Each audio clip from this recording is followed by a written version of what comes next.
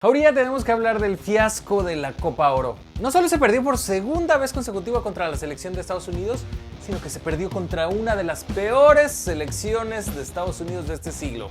Esta derrota es una de las peores 5 del Tri en este siglo, así que en este Perro Fútbol ranqueamos los 5 peores bochornos del siglo XXI de la selección mexicana.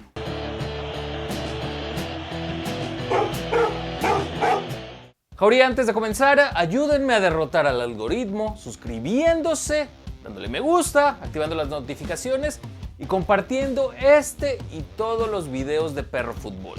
Pero ahora sí vamos a los 5 peores bochornos en los últimos 21 años para el Tri. Yo los tengo bastante claros, pero de todos modos, si se me va alguno, ahí están los comentarios para que me ayuden, me lo recuerden y vivamos el terror que ha vivido en estos 21 años la selección mexicana. El número 5 es el más reciente. Vamos comenzando por el más nuevo y les voy a explicar por qué no está más alto en el ranking. De entrada, ayuda mucho que fue sin los dos mejores jugadores de la selección. Nos referimos a Raúl Jiménez y el Chucky Lozano. No es lo mismo perder con ellos en el campo que perder con Jesús Gallardo como extremo, Alan Pulido como centro delantero y Rodolfo Pizarro como enganche. No sé qué estuviera pensando el Tata Martino, pero terminamos con dos jugadores perdidos de la MLS y un extremo que tiene años jugando como lateral. Y esa era la solución para ganar un torneo continental. Pero bueno, también ayuda que no estaban los jugadores jóvenes que estaban en los Juegos Olímpicos, como Diego Lainez, Uriel Antuna, Luis Rodríguez, los refuerzos de Luis Romo y Henry Martin, jugadores con los que ha contado Tata Martino en buena parte de su proceso y que definitivamente hubieran sido mejor opción para los tiempos extras que Gallardo, Pulido y Pizarro. De pensarlo, se me vuelve a revolver el estómago que con ese tridente terminamos una final continental. No cuento a Memo Ochoa entre las bajas porque en realidad pues, es un nivel bastante parecido al que ofreció y que ha ofrecido Talavera en el arco. Habiendo abogado por esta selección un poquito, aún así es inexcusable que se haya perdido contra una selección C de Estados Unidos. La C de Estados Unidos. Los gringos tienen los suficientes jugadores en Europa para montar 2 11 titulares mejores que el de la última Copa Oro. Y aún así México no le ajustó con su selección A, parchada y lesionada, pero aún así la selección A para derrotar un combinado de la MLS. Es más, no les ajustó ni para hacerle gol. Pero bueno, eso sí, tampoco es como que Estados Unidos goleara o dominara el partido, sino que fue un 1-0 con lo justo y por eso este horror es el horror número 5. Viajemos ahora sí mucho en el tiempo y vamos a la número 4, el primer aztecaso. No el último, eso sí, pero ninguno como el primero. Era una tarde calurosa de sábado, corría el año 2001 y después de un gol tempranero de José Manuel Abundis vendría la remontada de Costa Rica. 2 goles, uno de Rolando Fonseca y Hernán Medford, le propiciaban la primera derrota en el Azteca México en una eliminatoria mundialista. El Ojito se había hecho solo 4 puntos de 15 posibles antes de este partido para el hexagonal clasificatorio para Corea-Japón 2002 y con esta derrota quedaban con 4 de 18. Unos días después, México perdería de visitante ante Honduras, dejando al gigante de CONCACAF con 4 puntos en 7 partidos, prácticamente eliminado para el Mundial. Afortunadamente renunciaría el Ojitos y llegaría Javier Aguirre a salvar el barco, ganando los siguientes 15 puntos para clasificar a la selección mexicana, eso sí, de manera agónica. Vamos a la 3. Híjole, dudé en poner esa como la 2, pero está bien como la 3. ¿Se acuerdan cuando México había iniciado brillantemente el Mundial del 2018? Ganándole a la campeona del mundo, Alemania, antes de que supiéramos, eso sí, que ya cualquiera le ganaba a Alemania. Pero bueno, derrotando también a Corea del Sur, 2-1. Y bueno, el punto aquí es que México llegaba a su tercer partido con 6 puntos. Era dueño de su destino con un empate en su tercer partido. Ese empate daba liderato de grupo y unos octavos de final donde no se enfrentaban a la Brasil de Neymar, que era mucho, sino a Suiza. Un buen equipo, pero nada que ver con Brasil, seamos honestos. O sea, la mesa estaba puesta para soñar con cosas ingonas. Y con el quinto partido de pasada. En México queríamos beatificar al técnico Juan Carlos Osorio, que era una especie de Guardiola colombiano. Pero llegó el tercer partido, un tercer partido contra Suecia, una Suecia sin Zlatan y con un plantel muy del pelo al mexicano. Pero acuérdense, nos bastaba con un empate. ¿Y qué pasó? Pues el Tri dio su peor partido, no solo de ese mundial, sino de los últimos 4 mundiales. Suecia, que tampoco jugó el partido de su vida, pero le bastó con hacer lo justo para ganarle a una selección mexicana temerosa, que no se parecía en nada a la de los dos primeros partidos. 3-0 fue el resultado final, un partido que le pasó de noche a Juan Carlos Osorio. México nunca atacó y fue goleado de manera patética.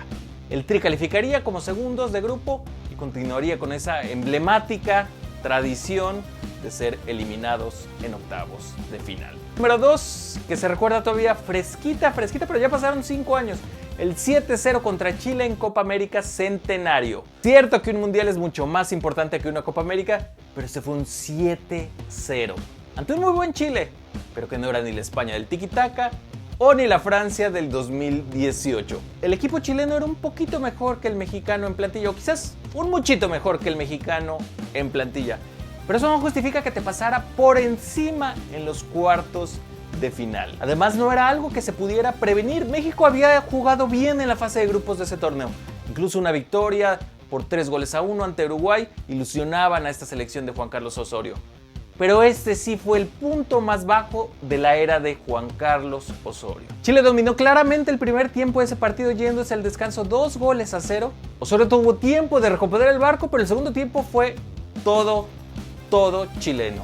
El barco se fue en picada y este fue el punto más bajo de la era Juan Carlos Osorio. El segundo tiempo fue un recital ofensivo de los chilenos con un Edu Vargas que hizo 4 goles ante un Memo Ochoa, quien ni el Ajaccio le había ido tan mal. Arturo Vidal sodomizó a Guardado y Héctor Herrera. Paul Aguilar y Miguel Ayuna eran autopistas en las que se paseaban Jan Bosellur y Alexis Sánchez. No había excusas para este desastre. 9 de los 14 jugadores mexicanos que participaron en esta catástrofe jugaban en ese momento en el fútbol europeo. Increíblemente, Juan Carlos Osorio se mantendría en su puesto después de semejante bochorno. Y bueno, eso le dio pie a que sea parte del papelón 3, del que ya hablamos. Ahora vamos a la 1. La 1 que cómo duele todavía. Cómo duele 19 años después. Si tienen 30 o más, seguramente ya se la saben y todavía se les revuelve el estómago. Si no, seguramente han escuchado de ella y créanme, fueron afortunados de no haber visto ese partido en vivo. Madrugada del 17 de junio del 2002, México venía a ser una brillante e invicta primera ronda del Mundial de Corea-Japón. Por desgracia, era un maldito mundial compartido. El Tri había jugado sus 3 partidos en Japón y ahora tenía que viajar a Corea para jugar unos esperanzadores octavos de final ante Estados Unidos. México con Javier Aguirre venía de salvar en la raya el pase mundialista, ya hablamos de ese, el papelón número 4, el papelón que hizo el Ojitos Mesa. Pero bueno, con Aguirre ya eran otros tiempos, se había jugado incluso la final de la Copa América el año pasado ante Colombia en Colombia. Cuauhtémoc Blanco había renacido, Rafa Márquez se presentaba como este defensa central superlativo, Gerardo Torrado era una aspiradora, Jared Borghetti estaba enchufado, la base del subcampeón de la Copa Libertadores, Cruz Azul, funcionaba también muy bien. Nada de eso importó porque a los 8 minutos Brian McBride marcaba para los estadounidenses. Javier Aguirre, desconcertado, respondía todavía en el primer tiempo sustituyendo a Ramoncito Morales por Luis Hernández, en uno de los cambios más controvertidos que yo todavía recuerde hasta esta fecha. El Matador estaba más cerca de ser un grandísimo TikToker, como lo conocemos ahora, que de parecerse a ese grandísimo goleador de Francia 98. En el segundo tiempo, Javier Aguirre todavía se quedaría más nublado porque metería al campo a Sigifredo Mercado. Solo él sabe por qué.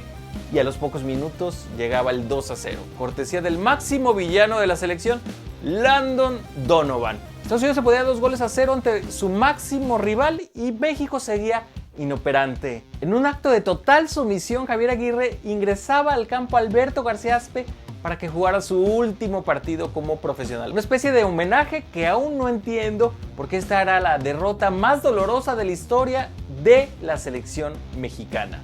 Estados Unidos eliminaba a México en el 4º partido del Mundial y en palabras de La Volpe lo hacía caminando. Creo que a todos los que vimos ese partido no se nos ha olvidado que seguimos recordando el momento, esa sensación de vacío y el shock de ser eliminados por los gringos. ¿Cómo es posible que Javier Aguirre plantara un partido tan lamentable que sacara a Ramoncito Morales, que era el único que proponía algo en el primer tiempo, que pensara en hacerle un tributo a García Aspe en plena humillación? ¿Cómo no supo jugarle al rival que más conoces de toda la competición cuando le habías ganado hace unos meses con la base del Cruz Azul de la Libertadores más Jared Borghetti y Cuauhtémoc Blanco. ¿Cómo se te olvidó todo eso, Javier Aguirre?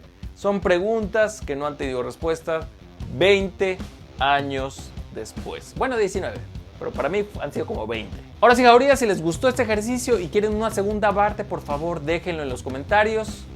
Este ha sido todo el video, Jauría. No olviden premiar al algoritmo dándole croquetas en forma de suscripciones a Perro Fútbol.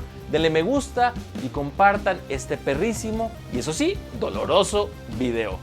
Pueden seguirme en Twitter en Víctor Eslovaz y nos vemos hasta la próxima. Ladridos, por favor.